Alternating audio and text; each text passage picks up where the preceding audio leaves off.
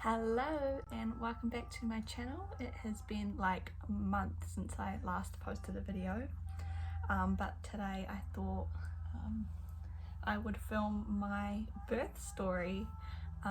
Baby's sleeping right now, so I thought it'd be a good time to do it. I'm now 10 days postpartum and I actually feel really good, surprisingly, which is amazing. But yeah, my birth story is really hectic. I really wanted to make a labor/delivery video, but that didn't happen, and you'll find out why. But I just had to stop filming because my midwife came over. I totally forgot about it. But yeah, don't mind my leaky boob. Well, you can't really see it now, but I was really dripping. I thought I could get away with not wearing a bra today and no breast pads, because I thought that I wasn't really leaking much anymore, but turns out I am. As soon as he woke up, milk just started gushing. My midwife was like, you're leaking a little bit, and I was like, oh shit. But anyways, this is my birth story. So my labor started on the 8th of March, and I want to say around like 7:30 p.m. and I was carrying something from the nursery to this room, and I felt like water come out, but like it wasn't a lot. It was just like a little trickle, and I was like, maybe I just peed myself. And so I just kept like doing what I was doing, and then I started getting contractions, and they were like quite strong contractions, like stronger than the Braxton Hicks I'd been having, and I'd been having heaps of Braxton Hicks for like a couple of weeks, and I kept thinking, oh my god, this must be labor, like I'm going into labor, and then the Braxton Hicks would just go away. So these felt like, yeah, way stronger and way more crampy. And I think by like 8:30 they were about 5 minutes apart consistently, like 4 to 5 minutes apart, like consistently. And so I text my midwife and I said, my contractions are like 5 minutes apart. I'm pretty sure like I'm in labor for real this time, because I've texted her so many times being like, I think I'm in labor, and then I wouldn't be in labor. And she was like, oh, okay, all good. She was like, I'm gonna get my backup midwife to call you because I'm actually at a birth right now. And I was like, oh, okay, all good. So her backup midwife rang me at about like 8:30, 9 o'clock, and she said, just write out the contractions. She was like, you're probably still in like early labor, like the latent phase. You could be in it for a while. Take some Panadol, make sure you get some rest. So I did. I was just, I tried to lay down, and I laid down on my side, and it actually was more painful, the contractions, like laying on my side. So I ended up getting my yoga ball, putting it next to the bed, and kind of like leaning over my bed and resting and bouncing on the ball at the same time as having my contractions. And then by like 10 o'clock, because I put a pad on in my underwear to see if any more water came out, and it was quite full, so I think my waters had fully broken by like 10 o'clock. And I called the midwife again, and I was like, my contractions are really intense now, they're like 3 minutes apart. Can I come to the unit, and can you check me to see if I've dilated?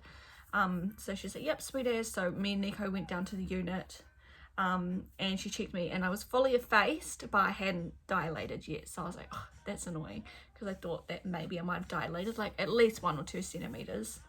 So we came back home, and I ended up hopping in the shower and just spraying the water on my belly, because it was like so painful, like the cramps were just really intense. And I was like screaming in the shower, and Nico was like, you'll be all right, you'll be all right. And I'm like, I really want to go to the hospital. By like 11:30 I was like, I want to go to the hospital. I can't do this. Like, I want to go get the epidural. I'm in so much pain. My contractions were like consistently coming like 1 to 2 minutes apart.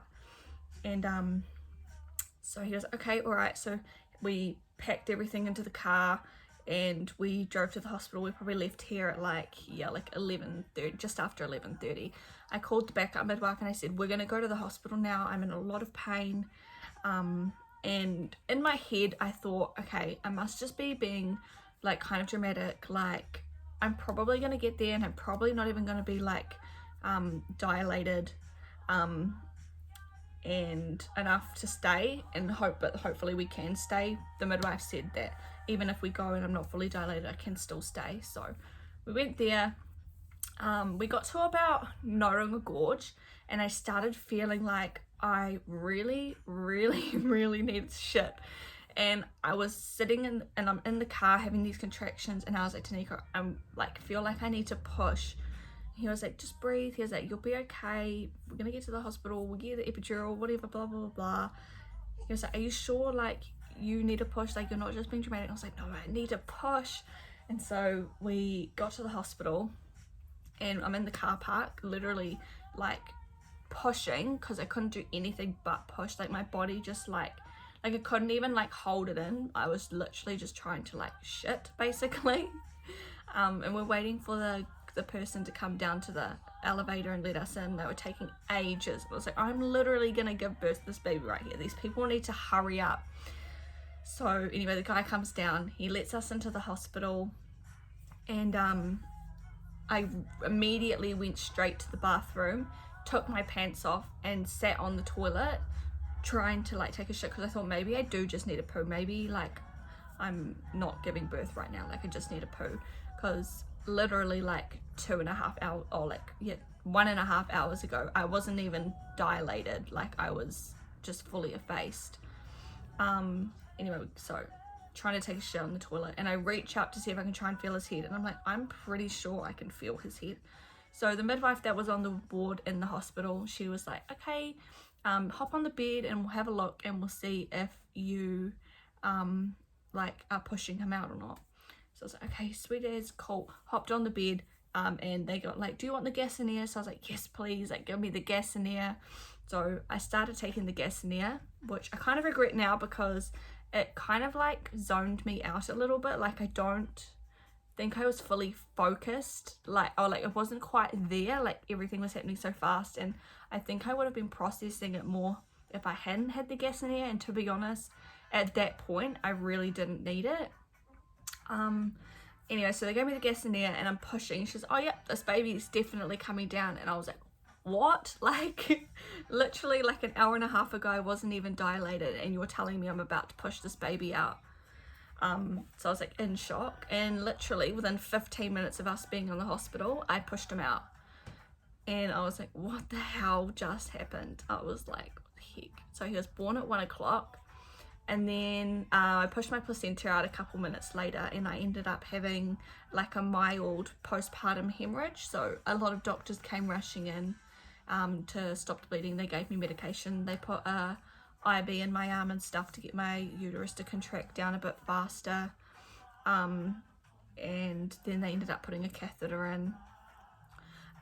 But yeah, it was really crazy, and honestly I'm so glad we left the house when I did, because I genuinely thought I was being like a little bit dramatic and I just wanted pain relief. But turns out when we were driving to Wellington, I was actually like 8 to 10 centimeters dilated. So I was having like transition contractions in the car, and then when we got to Wellington I was, yeah, like basically pushing him out.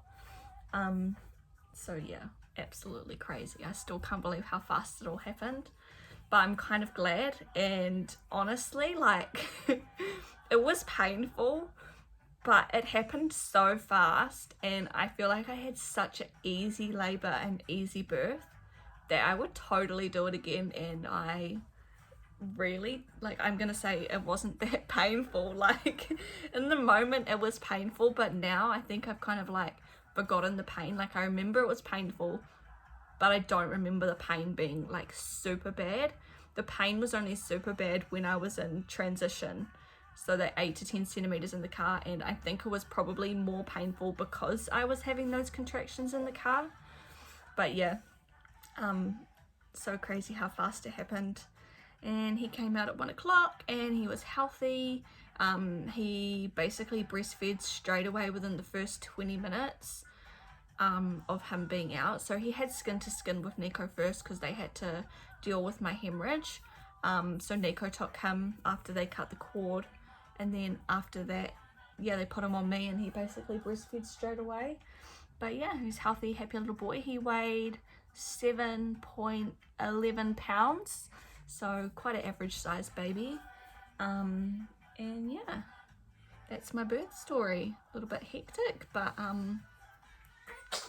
a good birth story. At least it wasn't traumatic, so I'm really grateful for that, and definitely would have more kids in the future. So basically that's why I didn't film any of my labor and delivery either, because it just all happened so fast. Like from the minute that I went into labor, I thought, nah, this is probably false labor, so I didn't even film the beginning. And then once I was like fully in labor, after I got checked and stuff, and when I was at home, I just did not like have the energy or like the motivation to pull my camera out and start filming, because I was so focused on just getting through the contractions and breathing through them.